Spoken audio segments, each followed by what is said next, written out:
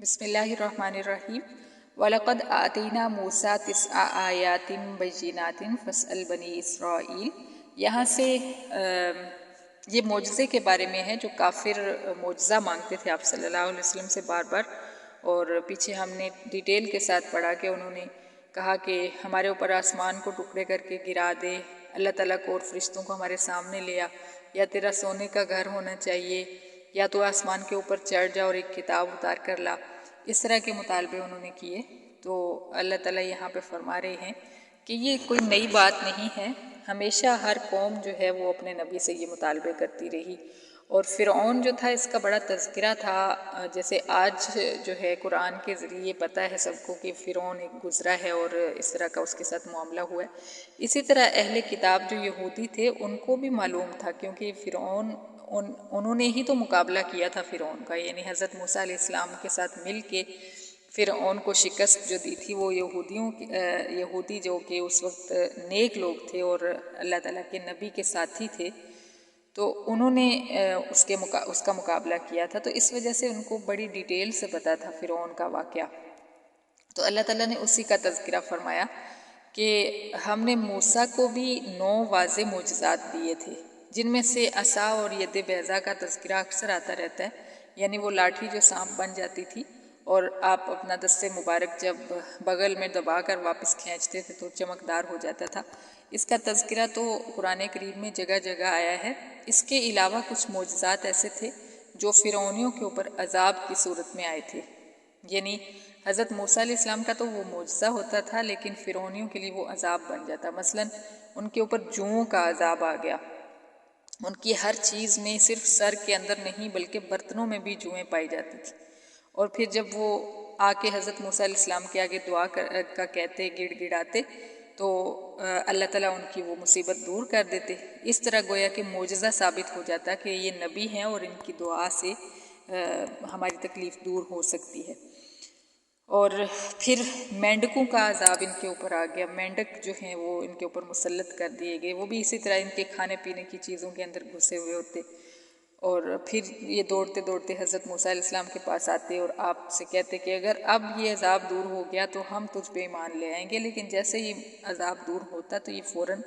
پھر مکر جاتے۔ پھر خون کا عذاب ان کے اوپر آ گیا کہ ان کا پانی جو تھا یہ خون بن جاتا تھا، جو چیز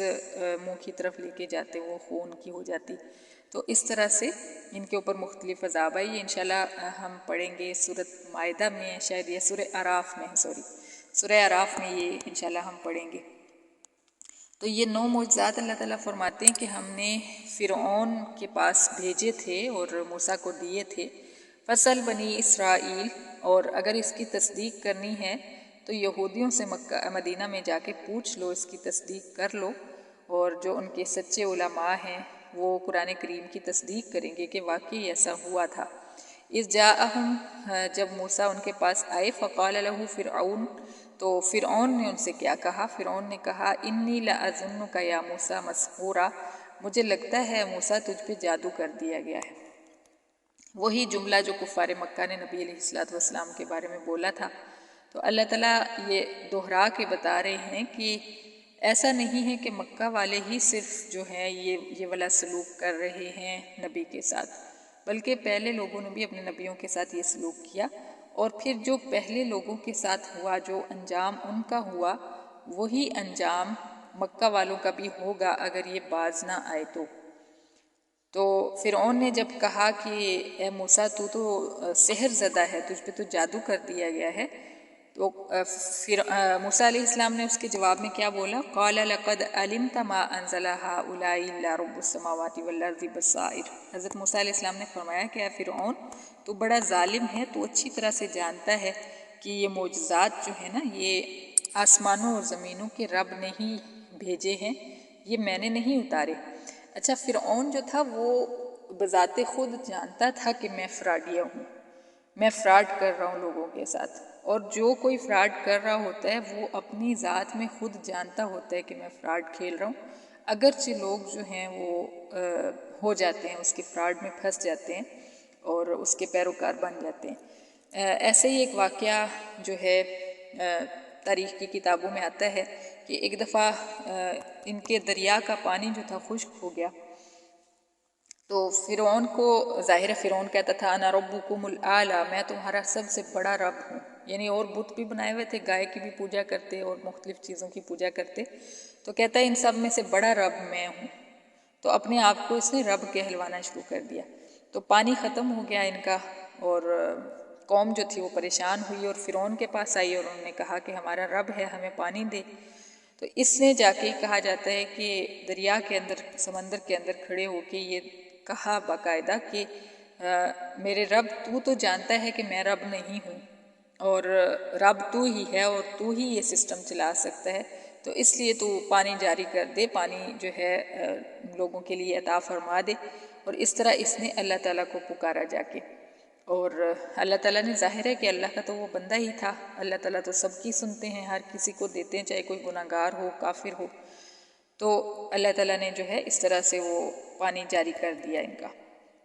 تو مطلب یہ ہے، کہنے کا مقصد یہ ہے کہ جو فراڈ کر رہا ہوتا ہے نا انسان، وہ خود اپنے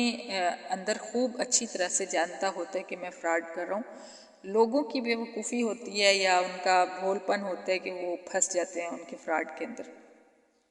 تو یہی چیز حضرت موسیٰ علیہ السلام نے بھی اس سے فرمائی کہ اے فرعون لقد علمت، تو جانتا ہے، ما انزل ہؤلاء، کہ یہ معجزات کسی اور نے نہیں اتارے، الا رب السماوات والارض بصائر، بلکہ آسمانوں اور زمینوں کے رب نے اتارے ہیں، اور بصائر اتارے اس لیے ہیں کہ تم سمجھ جاؤ، تمہیں سمجھانے کے لیے اتارے ہیں۔ وَإِنِّي لَأَظُنُّكَ يَا فِرْعَوْنُ مَثْبُورًا، اور مجھے یقین ہے فرعون کہ تو تباہ کر دیا جائے گا۔ اور انداز چیک کیجئے، جیسا فرعون نے انداز اپنایا، سیم وہی انداز حضرت موسیٰ علیہ السلام نے اپنایا، حالانکہ فرعون اس وقت کا بادشاہ تھا، اور فرعون جو تھا وہ رب بنا ہوا تھا، لیکن جو اللہ کے بندے ہوتے ہیں نا، وہ کسی چیز سے نہیں ڈرتے، ان کے سامنے جتنا بڑا بھی کوئی بادشاہ کھڑا ہو، اگر وہ غلط کر رہا ہے تو وہ اس کو غلط کہتے ہیں اس کے، اور حدیث مبارکہ بھی ہے کہ جابر بادشاہ کے سامنے کلمہ حق کہنا جو ہے یہ سب سے بڑا جہاد ہے، تو یہی جہاد حضرت موسیٰ علیہ السلام نے بھی فرمایا۔ فَأَرَادَ أَن يَسْتَفِزَّهُم مِّنَ الْأَرْضِ فَأَغْرَقْنَاهُ وَمَن مَّعَهُ جَمِيعًا۔ یہ واقعہ ڈیٹیل کے ساتھ قرآن کریم میں کئی بار آتا ہے، یہاں پہ اللہ پاک مختصر سا اشارہ فرما رہے ہیں کہ فرعون نے چال چلی، وہی چال جو جادوگروں کو بلا کے اس نے چلی تھی، اور یہ چال اس لیے چلی کہ گھبراہٹ ڈال کے اور پریشان کر کے موسیٰ اور اس کے ساتھیوں کو ملک مصر سے جو ہے نکال دے۔ فَأَغْرَقْنَاهُ وَمَن مَّعَهُ جَمِيعًا، لیکن ہم نے بھی ایک چال چلی، اور ہم نے یہ چال چلی کہ فرعون اور اس کے ساتھیوں کو غرق کر دیا۔ یہ ڈیٹیل انشاءاللہ ہم قرآن کریم میں بار بار پڑھیں گے کہ کس طرح سے یہ واقعہ پیش آیا۔ وَقُلْنَا مِن بَعْدِهِ لِبَنِي إِسْرَائِيلَ اسْكُنُوا الْأَرْضَ، پھر اس کے بعد یعنی فرعون کو غرق کرنے کے بعد ہم نے بنی اسرائیل سے فرمایا کہ اب تم ملک میں آباد ہو جاؤ۔ فَإِذَا جَاءَ وَعْدُ الْآخِرَةِ جِئْنَا بِكُمْ لَفِيفًا، اور جب قیامت کا وعدہ آئے گا، آخرت کا وعدہ آئے گا، تو ہم تم سب کو لپیٹ کر اکٹھا کر کے لے آئیں گے۔ مطلب اس سے کیا پتہ چل رہا ہے کہ مکہ والوں کو اشارہ مل رہا ہے، اور اس وقت کے جو ڈائریکٹ مخاطب تھے وہ مکہ والے تھے، لیکن قرآن کریم کی ہر آیت قیامت تک آنے والے انسانوں کے لیے ہے، صرف مکہ والوں کے لیے نہیں ہے۔ لیکن چونکہ مکہ والوں